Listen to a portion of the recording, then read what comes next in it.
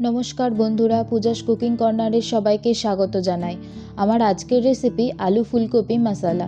এই শীতকালে আলু ও ফুলকপির রেসিপি খুবই কমন, তাই একটু অন্যরকমভাবে এই আলু আর ফুলকপি দিয়ে নিউ একটা রেসিপি ট্রাই করলাম। তো চলুন দেখে নেওয়া যাক আমার আজকের রেসিপি আলু ফুলকপি মশলা।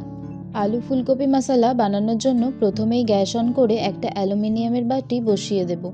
এরপর তাতে পরিমাণ মতো জল দিয়ে দেব। এর মধ্যে সামান্য পরিমাণ নুন ও সামান্য পরিমাণ হলুদ গুঁড়ো দিয়ে দেব।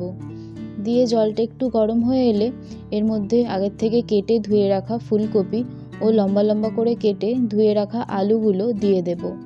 দিয়ে 3 থেকে 5 মিনিটের মতো সময় নিয়ে আলু ও ফুলকপিটা ভাপিয়ে নামিয়ে নেব। এরপর আবারও গ্যাস অন করে কড়াই বসিয়ে দেব। তাতে সাদা তেল দিয়ে দেব।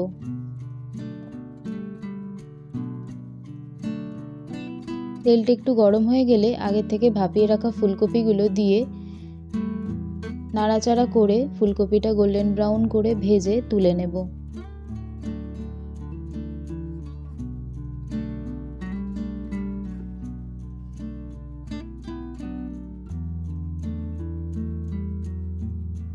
ফুলকপি তোলা হয়ে গেলে ওই অবশিষ্ট তেলেই আমি আগের থেকে ভাপিয়ে নেওয়া আলুগুলো দিয়ে দেব।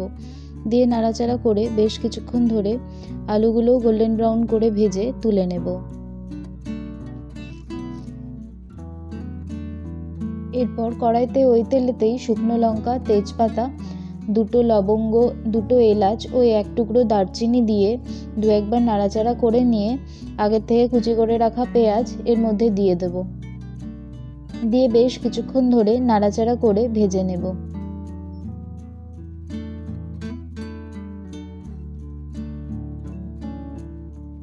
এরপর এর মধ্যে আদা ও রসুন বাটা দিয়ে দেব।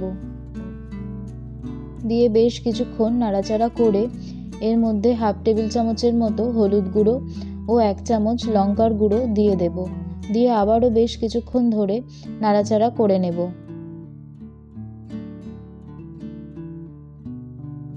এরপর এর মধ্যে টমেটো কুচি ও কাঁচা লঙ্কা কুচি দিয়ে দেব।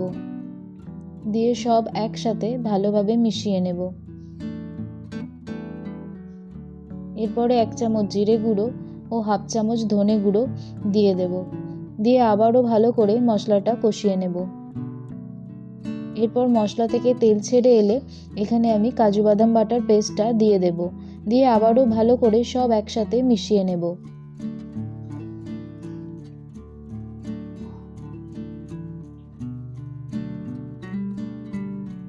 এরপর মশলা থেকে তেল ছেড়ে এলে আগে থেকে ভেজে রাখা আলুগুলো দিয়ে দেব।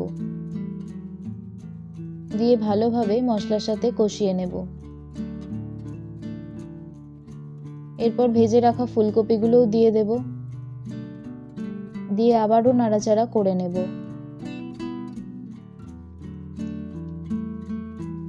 এরপর আগের থেকে লম্বা লম্বা করে স্লাইস করে রাখা টমেটো কুচি এর মধ্যে দিয়ে দেব। দিয়ে ভালো করে নাড়াচাড়া করে খুব সামান্য পরিমাণ জল দিয়ে দেব। দিয়ে এর মধ্যে স্বাদমতো নুন ও টেস্টটাকে ব্যালেন্স করার জন্য স্বাদমতো চিনি দিয়ে দেব। দিয়ে নাড়াচাড়া করে একটু ফুটে এলেই উপর থেকে ধনেপাতা কুচি ও কাঁচা লঙ্কা চেরা দিয়ে দেব। দিয়ে দু একবার নাড়াচাড়া করে নামিয়ে নিলেই রেডি হয়ে যাবে এই আলু ফুলকপি মশলা, যা শুধু ভাতই নয় রুটি বা পরোটার সাথেও আপনারা সার্ভ করতে পারেন। খেতেও অত্যন্ত টেস্টি হয়।